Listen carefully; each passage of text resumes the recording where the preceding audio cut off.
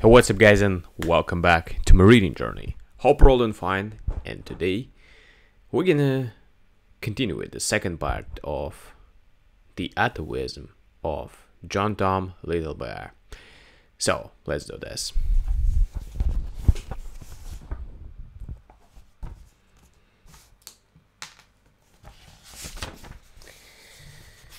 So, 'twas an eminent graft we had. We ravaged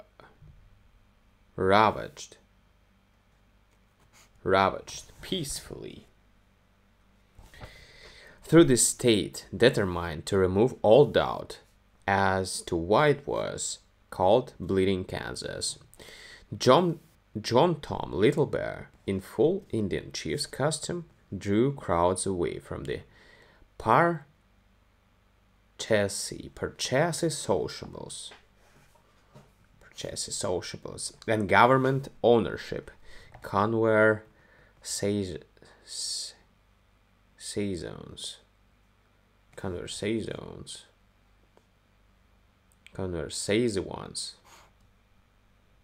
What is this? While at the football college in the East, he had acquired a quantities of rhetoric and the art of calisthenics. Calisthenics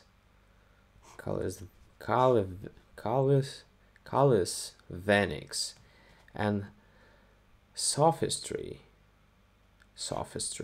in his classes, and when he stood up in the red wagon and explained to the farmers equivalent about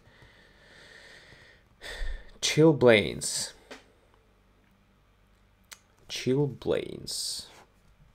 who knows, and hyperestasia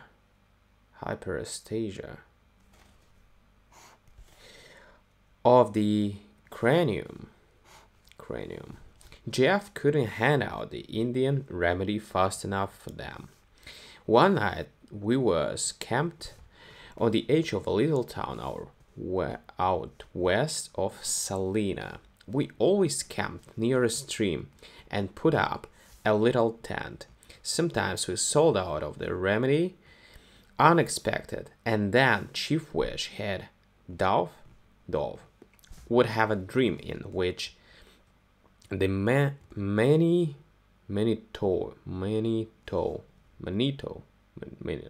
commanded him to fill up a few bottles of some water at the most convenient place.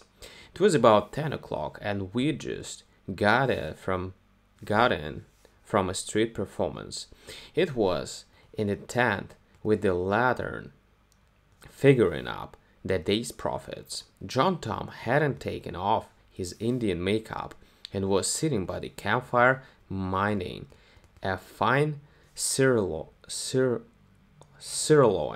steak in the pan for the professor till he finished his hair-raising scene with the trained horses.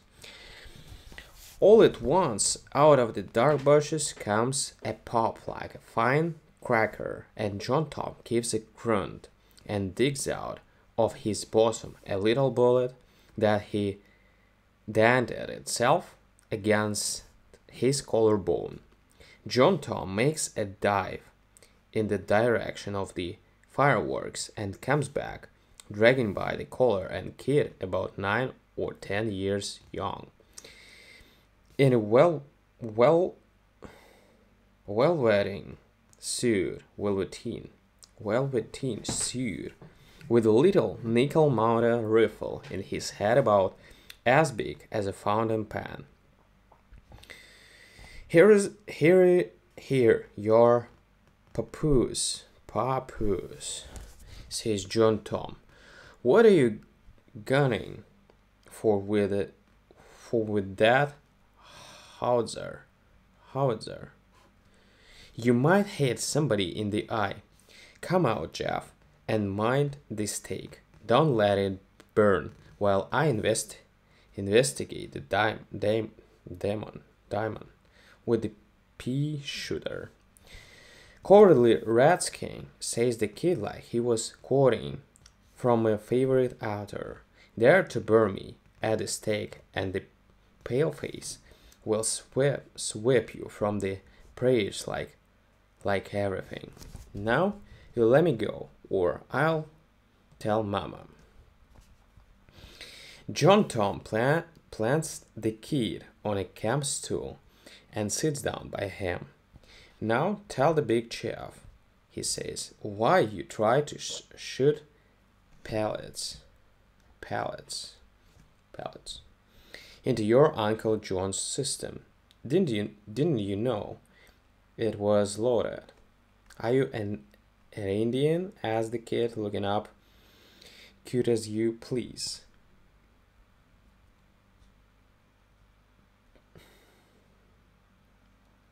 Are you an Indian? Asked the kid, looking up.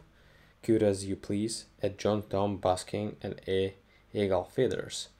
I am, says John Tom. Well, then that's why, answered the boy, swinging his feet. I nearly let the stake burn watching the nerve of your youngster. Ho ho, says John Tom. I see. You're the boy Avenger, and you're sworn to read the continent of the savage red man. Is that about the way of it, son? The kid halfway nodded his head, and then he looked glum. 'Twas indecent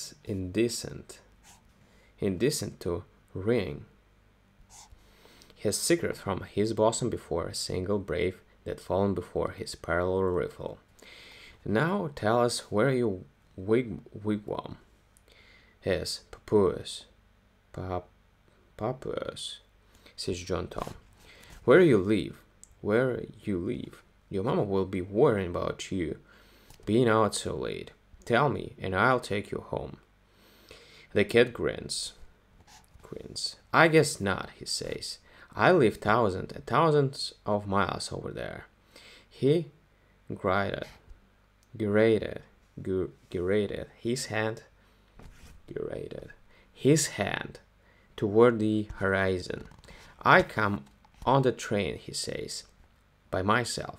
I get off here because the conductor said my ticket had expired.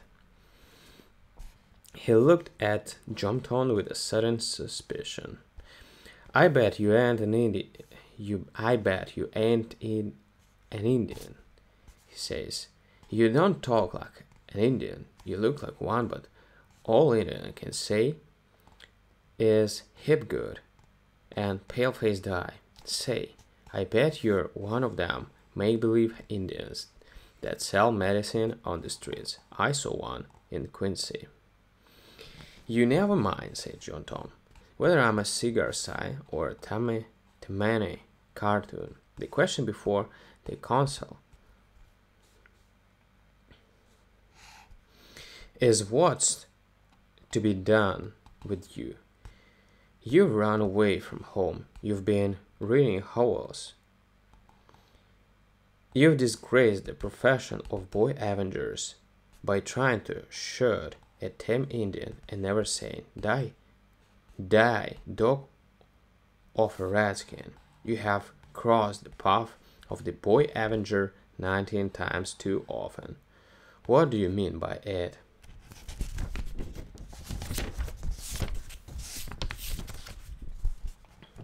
The kid thought for a minute. I guess I made a mistake, he says.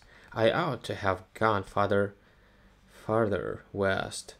They find them wild out there in the canyons.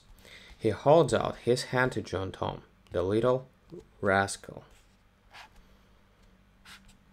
Please excuse me, sir, says he, for shooting at you.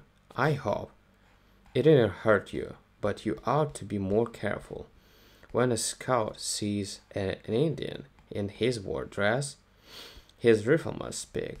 Little bear give a big laugh with a whoop at the end of it and swings the kid 10 feet high and sets him on his shoulder, and the runaway fingers the fringe and the edge feathers, and is full of the joy the white man knows when he dangles his heels against the inferior race. It is plain that Little Bear and that kid are chums from that on. Chums. The little renegade has already smoked a pipe of peace with the savage, and you can see in his eye that he is figuring on a tomahawk and a pair of moccasins, children's size.